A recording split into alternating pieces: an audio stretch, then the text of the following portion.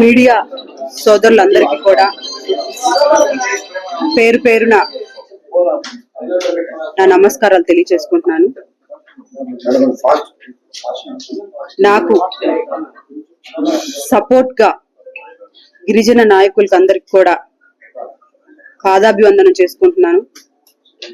కొంతమంది ఫోన్స్ ద్వారా కూడా నాకు ఫోన్ చేసి ధైర్యంగా ఉండమని ధైర్యం చెప్తూ ఉన్నారు. వాళ్ళందరికీ కూడా నా ధన్యవాదాలు తెలియజేసుకుంటూ, గత 4 రోజులుగా రూప్ కుమార్ యాదవ్ గారు నేను అభివృద్ధికి అడ్డుగా ఉన్నానని,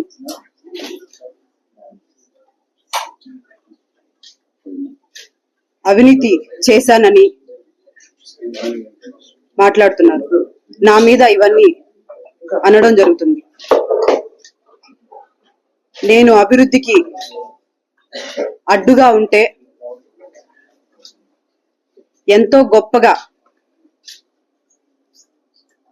Podalakur road divider, central lighting, greenery ఎలా వచ్చిందో చెప్పాలని అడుగుతున్నాను. మంత్రివర్యులు నారాయణ గారు కూడా విఆర్ స్కూల్ కి 10 బస్సులు, ఇంకొన్ని డెవలప్ యాక్టివిటీస్, ఇవన్నీ కూడా నా ప్రమేయం లేకుండా జరిగాయా? స్మార్ట్ బజార్ దాదాపు 200 కుటుంబాలకి ఉపాధి కల్పిస్తున్నామని గొప్పగా ప్రారంభోత్సవం చేయడం జరిగింది.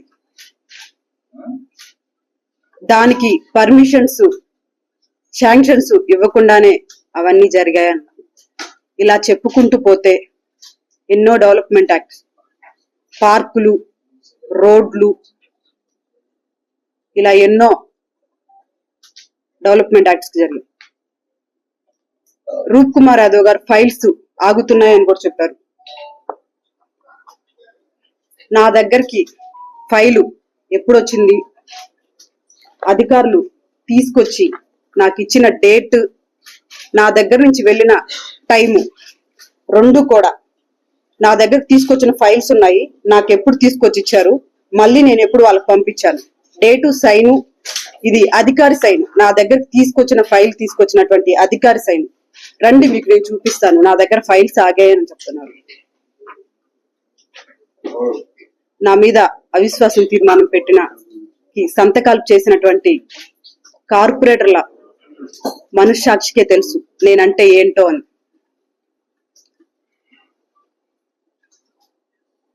నిన్నటి రోజున నాకు సపోర్ట్ గా మా గిరిజన నాయకులు విఆర్సి దగ్గర అంబేద్కర్ విగ్రహానికి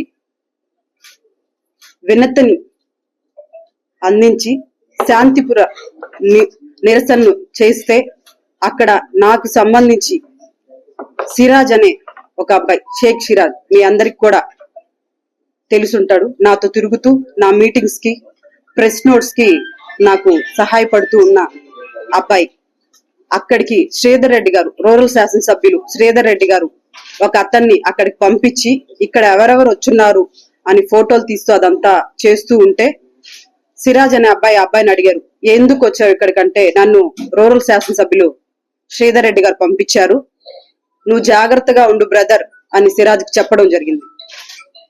ఆ మీటింగ్ అంతా కంప్లీట్ అయిపోయిన తర్వాత, విఆర్సి దగ్గర మీటింగ్ కంప్లీట్ అయిపోయిన తర్వాత సిరాజ్ మా దగ్గరకు వచ్చినప్పుడు ఈ మాట నాకు చెప్పడం జరిగింది.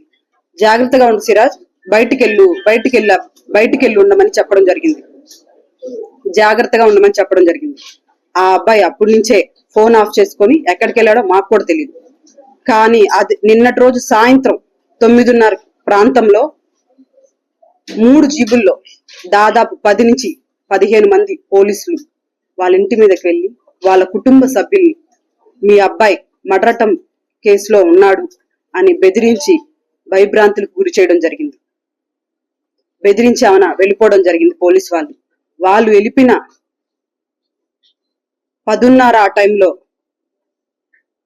20 నుంచి 30 మంది వాళ్ళ ఇంటి చుట్టూరు బైకుల్లో రౌండ్లు కొడుతూ అరుస్తూ కర్రలతోటి వాళ్ళ ఇంటి మీద రాళ్ళేస్తూ, సిరాజ్ వాళ్ళ ఇంటి మీద రాళ్ళేస్తూ, వాళ్ళ ఇంట్లో ఉన్న కుటుంబ సభ్యుల్ని భయభ్రాంతులకు గురి చేస్తూ, బయటికి రానియకుండా వాళ్ళని ఈ విధంగా రౌడీల్ని పంపించి ఇంటి మీదకి శ్రీధర్ రెడ్డి గారు భయభ్రాంతులకు గురి చేయడం అన్నది సమంజసం కాదని తెలియజేస్తున్నాను.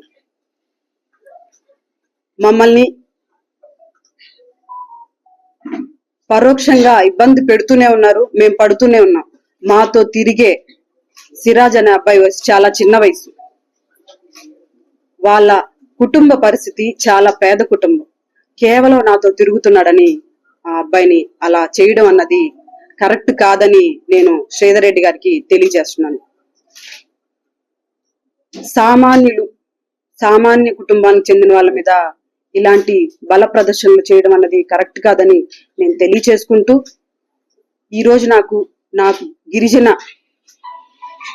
నాయకులకి నేను వాళ్ళ గిరిజన బిడ్డని అని నాకు ఈరోజు ఇంత మా గిరిజన నాయకులు కానీ గిరిజన కుటుంబాలన్నీ కూడా నాకు నాకు అండగా నిలిచినందుకు, నెల్లూరు నగర ప్రజలందరికీ కూడా వారందరి ఆశీస్సులు నా మీద ఉన్నందుకు వారందరికి కూడా నేను చేతులెత్తి ధన్యవాదాలు తెలియజేసుకుంటూ సెలవు తీసుకుంటున్నాను.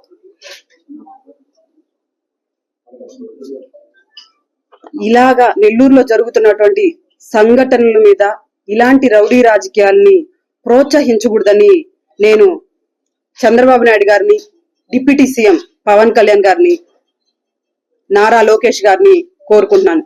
ఇలా సామాన్య ప్రజల మీద ఇలాంటి దౌర్జన్యాలు చేస్తే తట్టుకొని ఎదురు నిలబడే పరిస్థితి లేని వాళ్ళకి మీరందరూ కూడా అండగా ఉండి ఇక్కడ ఏం జరుగుతుందో తెలుసుకోవాలని కోరుకుంటూ, అలాంటి పేద కుటుంబాలకి మీరు అండగా ఉండాలని నేను మనస్ఫూర్తిగా కోరుకుంటూ సెలవు తీసుకుంటున్నాను.